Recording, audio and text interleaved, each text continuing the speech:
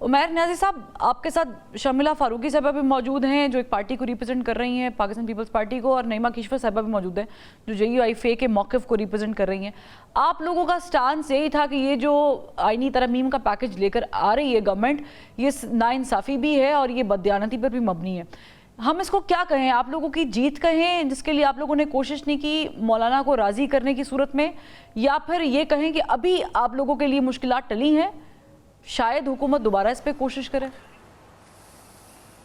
نہیں دیکھیں، مشکلات ہماری نہیں، یہ تو بنیادی طور پہ دیکھیں ادارے تصادم میں جا رہے تھے. جس طرح کی کانسٹیٹیوشنل امینڈمنٹ پروپوز کی تھی، اگر اس کو آپ نے شک بہ شک دیکھیں تو ایک آلریڈی آپ کے ملک میں ایک آئینی کورٹ موجود ہے جس کا نام سپریم کورٹ ہے، اور اسی کورٹ کو لے کے آپ چلتے ہیں، وہی سارے فیصلے دے رہی ہے. اب اس کے چند فیصلے آپ کو پسند نہیں آئے تو آپ نے اقدام اٹھا لیا کہ ہم اس کورٹ کو کسی طرح سے جو ہے نا تہس نہس کر دیں اور اس کی جگہ ایک اور سٹرکچر اس کے اوپر کھڑا لا کے رکھ دیں. تو یہ تو دنیا میں کہیں نہیں ہوتا جو یہ کرنے جا رہے تھے. تو اسی چیز کو مد نظر رکھتے ہوئے کیا اور اس کو اپوز کیا. اور دیکھیں، اگر ہم اپوز نہ بھی کرتے، ایک آپ فرض محال یہ سوچ لیں کہ یہ ترمیم پاس بھی ہو جاتی، تو کیا یہ ترمیم عدلیہ کے سامنے اس کے ٹیسٹ پہ کھڑی رہتی؟ وہ عدلیہ کے معیار پہ اس نے اترنا ہی نہیں تھا، جو بیسیکلی بنیادی کارڈینل پرنسپل ہے انڈیپینڈنس آف جوڈیشری کا. جب ایگزیکٹو نے انٹرفیئر کرنا ہے، ایگزیکٹو نے بندوں کو اپوائنٹ کرنا ہے، ایگزیکٹو نے ججوں کے تبادلے کرنے ایک صوبے سے دوسرے صوبے میں، تو وہ کس طرح سے اس نے سسٹین کرنا تھا؟ یہ تو بنیادی پرنسپلز کی منافی ہے. الجہاد ٹرسٹ کا کیس بڑا ڈیٹیل ورڈکٹ 96 میں آیا تھا، اس کے بعد کافی پیرامیٹر چیزیں طے ہو گئیں. تو آپ یہ کیا کرنے جا رہے تھے بنیادی طور پہ؟ تو مجھے تو سمجھ ہی نہیں آئی کہ مطلب اتنی اجلت میں اور اتنا آپ خطرناک سمجھتے ہیں کام کہ کرنے جا رہے ہیں. اداروں پر تکیہ کرنا یا کسی چیف جسٹس کے بنا پر چلنا یہ غلط ہے؟ کسی بھی جمہوریت میں نہیں ہونا چاہیے اس طرح کا کام.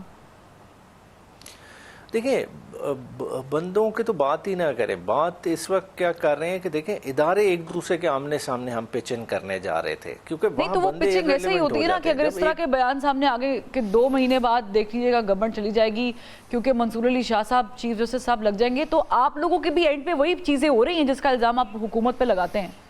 کچھ ڈفرنس نہیں ہے. نہیں دیکھیں، جو آج غلط ہے وہ 2 ماہ بعد بھی غلط ہوگا. اگر چلیں منصور علی شاہ صاحب چیف جسٹس CJP بن جاتے ہیں سپریم کورٹ کے، جو انہوں نے بننا ہے، آرٹیکل 175A کی منشا بھی یہی ہے، مگر 2 مہینے بعد آپ یہی آئینی ترامیم لے آئیں گے، کیا تب بھی یہ کھڑی ہوگی؟ جو آج غلط ہے اس نے کل بھی غلط رہنا ہے. یہ بنیادی اصولوں کی اگینسٹ ہے جو یہ کرنے جا رہی ہے. دیکھیں، آپ خالی یہ دیکھیں، یہاں تحریک انصاف نہیں ایجیٹیٹ کر رہی ہے یا JUIFA نہیں ایجیٹیٹ کر رہی، یہ تو تمام لائرز باڈی ایجیٹیٹ کر رہی ہیں. ہر کوئی جو تھوڑا بہت کانسٹیٹیوشن کی اسکیم آف تھنگ سمجھتا ہے وہ سمجھتا ہے کہ یہ غلط ہو رہا ہے. مطلب یہ بہت ہی غلط ڈائریکشن ہم اپنے ملک کو دینے جا رہے ہیں. ٹھیک ہے، تو آپ سمجھتے ہیں کہ یہ جو مخالفت ہو رہی ہے یہ بالکل جسے کہتے ہیں نا سالڈ بنیادوں پر ہو رہی ہے، لیکن یہ مخالفت کیا تمام شکوں پر ہو رہی ہے؟ اس کے اوپر بھی ڈسکشن کرنا لازمی ہے. تو شرمیلا فاروقی صاحبہ، آپ لوگوں کا جو سٹانس ہے وہ انیشلی کن کن شکوں پر؟ آپ نے بھی تھوڑی دیر پہلے کہا کہ کچھ چیزیں ظاہر ہم اپنا مسودہ تیار کر کے دیں گے، نکالیں گے، تو کون سی چیزیں ہیں کہ جس میں آپ گورنمنٹ کے ساتھ آن بورڈ ہیں کہ ہاں یہ والی بالکل ٹھیک ہیں شکیں؟ دیکھیں جی، ہمارا تو کہنا یہی ہے اور ہماری خواہش یہی ہے کہ ایک آئینی عدالت بنے جو آئینی معاملات کو دیکھے، تاکہ جو باقی دیگر مقدمات ہیں ان کے حوالے سے سپریم کورٹ اور ہائی کورٹس اپنا کام کر سکیں. ابھی تو یہ ہوتا ہے نا کہ ہر آئینی معاملات کے اوپر بھی آرٹیکل 184(3) کے اندر ہر کوئی جو ہے وہ سپریم کورٹ سیدھا پہنچ جاتا ہے.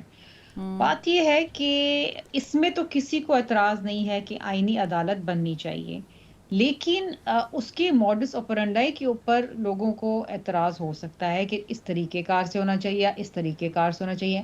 اب ہم نے اپنا جو طریقہ کار ہے جو ہم سمجھتے ہیں کہ موضوع ہوگا وہ ہم اپنا مسودہ بنا کے حکومت کو بھی دیں گے. لیکن اگر آپ الٹیمیٹلی آئینی عدالت کا قیام کرتے ہیں تو پھر سپریم کورٹ کی جو پاورز ہیں ظاہر ہے کہ وہ کم ہوں گی. چیف جسٹس کی جو حیثیت یا اس وقت امیج ہے یا پاور ہے اس میں ظاہر ہے کہ کمی ہوگی.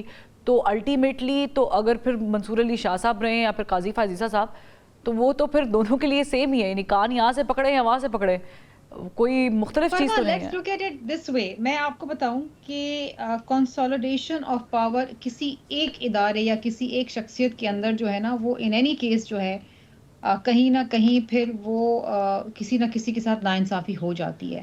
دیکھیے جب فیڈرل شریعت کوڈ بنی 1980 میں تو سارے شریعہ کے معاملات وہاں جاتے ہیں. اس کا مطلب یہ نہیں ہے کہ وہ معاملات سپریم کورٹ سے لے کے ادھر دے دیے تو جی سپریم کورٹ کی اتھارٹی ایروڈ ہو گئی. Let's not look it this way.